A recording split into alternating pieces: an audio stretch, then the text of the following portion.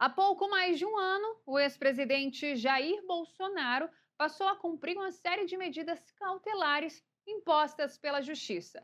Desde então, a rotina dele mudou. Restrições de deslocamento, monitoramento e limitações em contatos passaram a fazer parte do cenário político e jurídico. Mas, mesmo diante dessas barreiras, Bolsonaro segue como uma das principais lideranças da direita brasileira e continua influenciando o debate público e a estratégia de aliados para as eleições de 2026. Afinal, qual é o impacto dessas medidas um ano depois?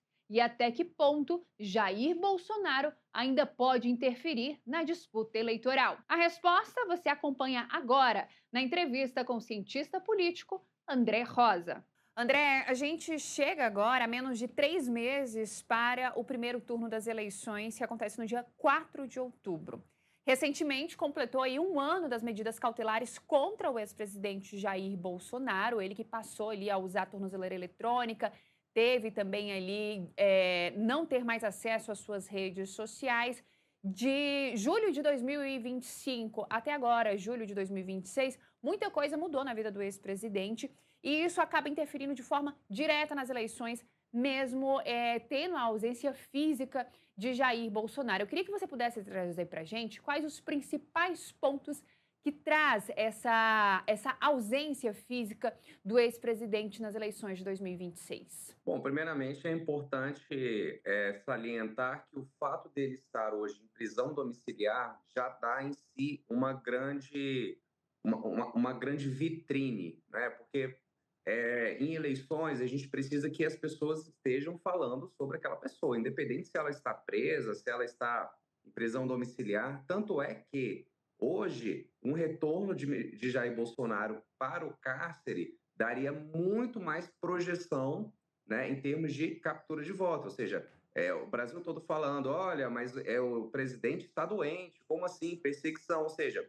isso daria muito mais mídia e muito mais projeção. Então, o fato dele estar hoje em prisão domiciliar e todas aquelas repercussões, por exemplo, quando descumpre uma medida cautelar e é enviada uma carta para a população brasileira, vamos dizer assim, isso por si só já está muito mais falante do que uma aparição em qualquer programa de televisão. Então, na realidade, não é a questão do descumprimento da medida cautelar, mas causa de informações que é levada ao eleitor. Sim, André, e o que nós tivemos agora, né, mais recente, foi de fato a divulgação dessa carta aos brasileiros feita pelo o senador e pré-candidato à presidência da República, Flávio Bolsonaro. Como consequência, o ministro do STF, Alexandre de Moraes, suspendeu as visitas de Flávio Bolsonaro a Jair.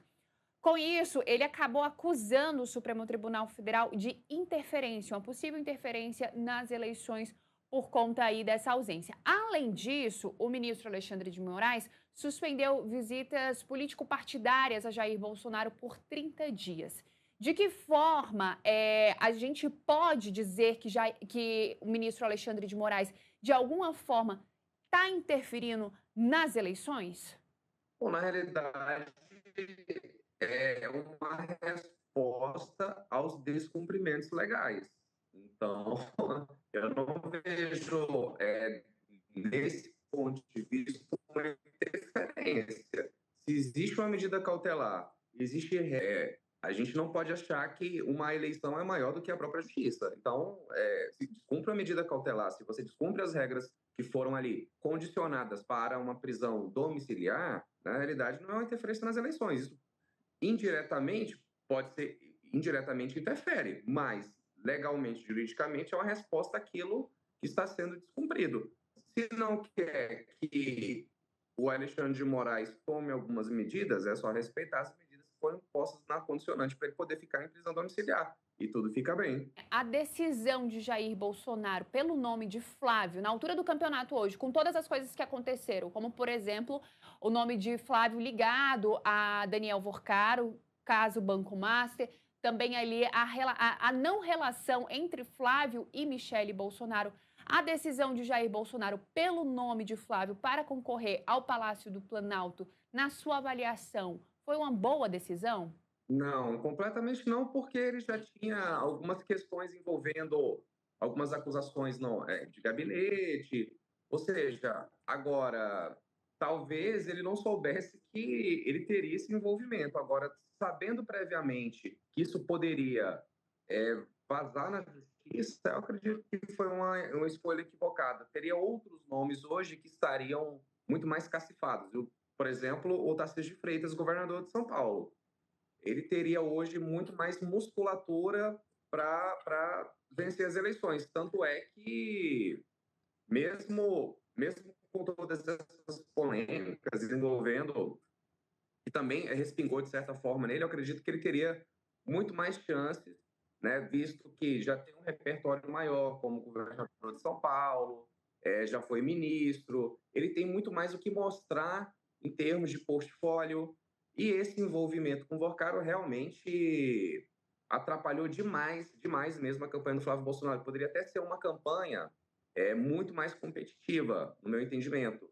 Mas, inclusive, eles estavam com uma curva de crescimento muito grande antes desses áudios vazados, né? Então, eu não, do ponto de vista se ele era melhor do que outros candidatos, tudo bem, isso é questionável.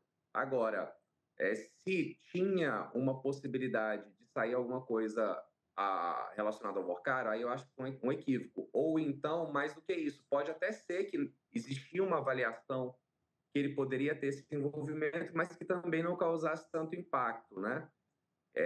E às vezes na política a gente não consegue ter um cálculo político totalmente exato, ainda mais numa eleição extremamente polarizada, onde a gente decide realmente a eleição na contagem das últimas urnas. Só para a gente poder finalizar esse assunto, ontem Flávio Bolsonaro, em um evento que ele participou, ele disse que subiria a rampa com os condenados do 8 de janeiro de 2026, já dando indício ali, né, de 2023, dando indício de que ele vem ali perdoar essas pessoas e elas se tornem pessoas livres, né, não tem pena a cumprir caso ele se torne presidente. Essa decisão, a gente já viu em diversas pesquisas, né, que muitas pessoas concordam com essa condenação dessas pessoas dos atos de 8 de janeiro, outras não concordam, mas de alguma forma isso tende a pesar para o eleitor que está ali em dúvida, porque hoje o que a gente vê nas pesquisas, André, é que tanto Flávio Bolsonaro quanto o presidente Lula,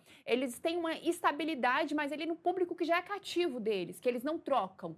O que eles precisam hoje é pegar aquele eleitor que está em dúvida.